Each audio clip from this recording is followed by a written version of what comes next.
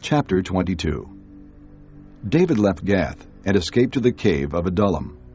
When his brothers and his father's household heard about it, they went down to him there.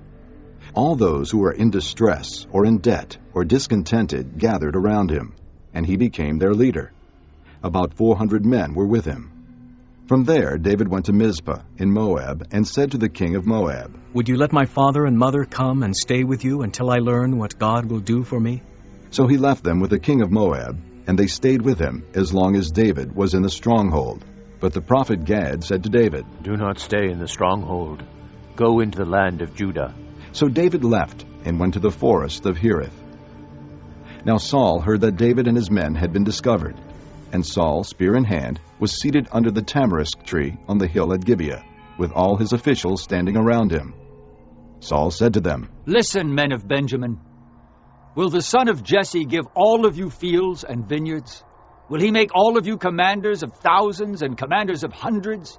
Is that why you have all conspired against me? No one tells me when my son makes a covenant with the son of Jesse. None of you is concerned about me, or tells me that my son has incited my servant to lie in wait for me, as he does today." But Doeg, the Edomite, who was standing with Saul's officials, said, "I saw the son of Jesse come to Ahimelech, son of Ahitub, at Nob. Ahimelech inquired of the Lord for him. He also gave him provisions, and the sword of Goliath, the Philistine."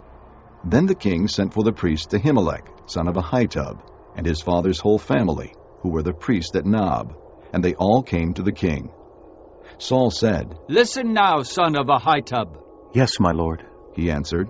Saul said to him, "Why have you conspired against me? You and the son of Jesse, giving him bread and a sword, and inquiring of God for him, so that he has rebelled against me, and lies in wait for me, as he does today." Ahimelech answered the king, "Who of all your servants is as loyal as David, the king's son-in-law, captain of your bodyguard and highly respected in your household? Was that day the first time I inquired of God for him? Of course not. Let not the king accuse your servant or any of his father's family, for your servant knows nothing at all about this whole affair." But the king said, "You will surely die, Ahimelech, you and your father's whole family." Then the king ordered the guards at his side. "Turn and kill the priests of the Lord, because they too have sided with David. They knew he was fleeing, yet they did not tell me." But the king's officials were not willing to raise a hand to strike the priests of the Lord.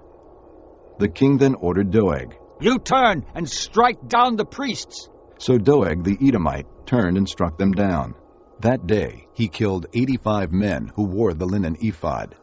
He also put to the sword Nob, the town of the priests, with its men and women, its children and infants, and its cattle, donkeys, and sheep.